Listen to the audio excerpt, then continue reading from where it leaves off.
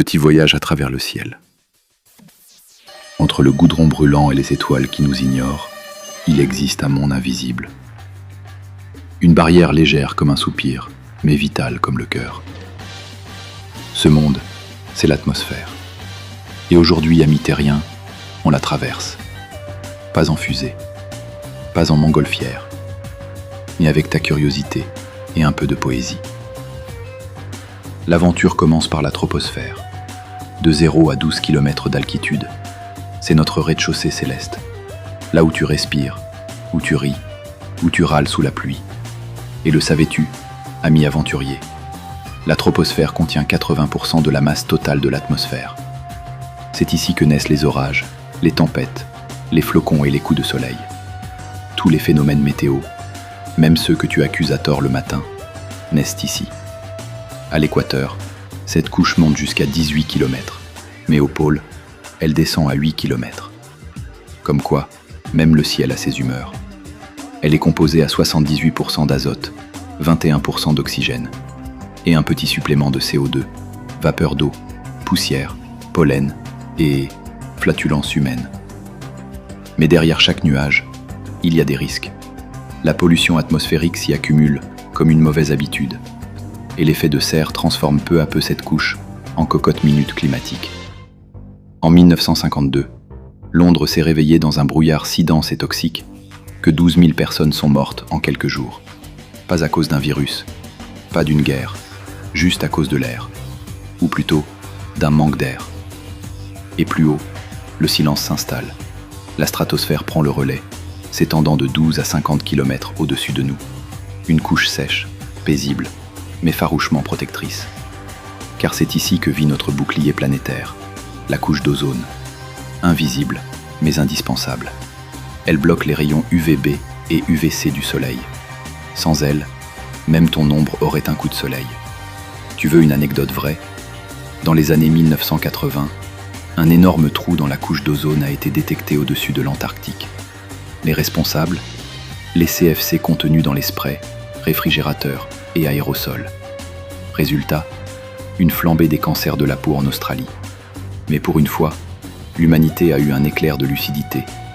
Le protocole de Montréal a interdit ces substances. Et le trou commence à se refermer. Une des rares victoires de notre espèce contre elle-même.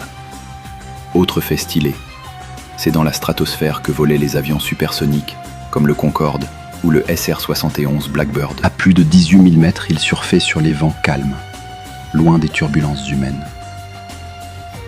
Continue à monter, et tu entres dans la mésosphère. De 50 à 85 km d'altitude, c'est le no man's land de l'atmosphère. Trop haut pour les avions, trop bas pour les satellites. Et pourtant, elle a son feu sacré. C'est ici que meurent les étoiles filantes. Les météorites, en rentrant dans l'atmosphère, s'enflamment à plus de 70 km du sol. Et nous, on fait des vœux en les regardant brûler, innocemment. Mais ce que tu ne sais peut-être pas, c'est que cette couche est la plus froide de toute l'atmosphère.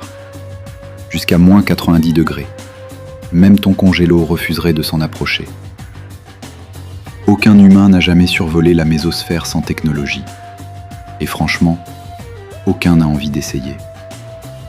Monte encore, et tu entres dans le royaume de la chaleur invisible, la thermosphère. Elle s'étend de 85 à 600 km d'altitude. Et là, on commence à frôler le vide. Les températures peuvent grimper jusqu'à 2000 degrés. Mais pas de panique. L'air est si rare que tu ne sentirais même pas la chaleur. C'est comme un four, sans gaz à respirer. Mais la magie ici, c'est les aurores boréales.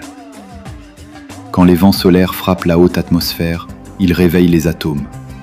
Et le ciel s'embrase de lumière verte, rouge, parfois violette. Un feu d'artifice silencieux, offert par le cosmos. Et c'est là que vit l'ISS, la Station spatiale internationale, à 400 km d'altitude. Les astronautes y flottent, tournant autour de la Terre toutes les 90 minutes. Pendant que toi, tu tournes en rond dans ton lit sans trouver le sommeil.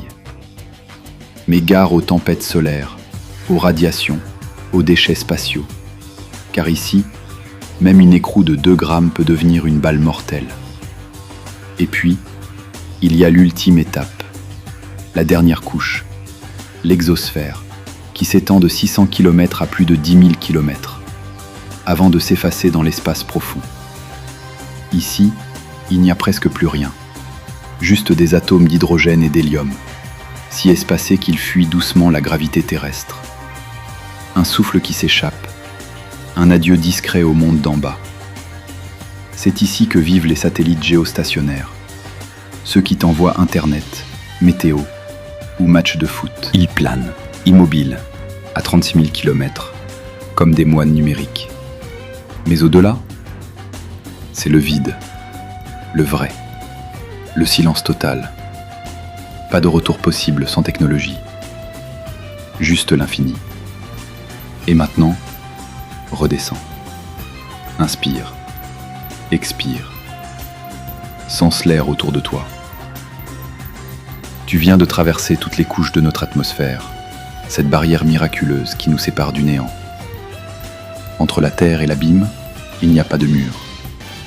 Juste un souffle que l'on néglige, que l'on salit, mais qui nous porte. Une atmosphère, une vie, une histoire.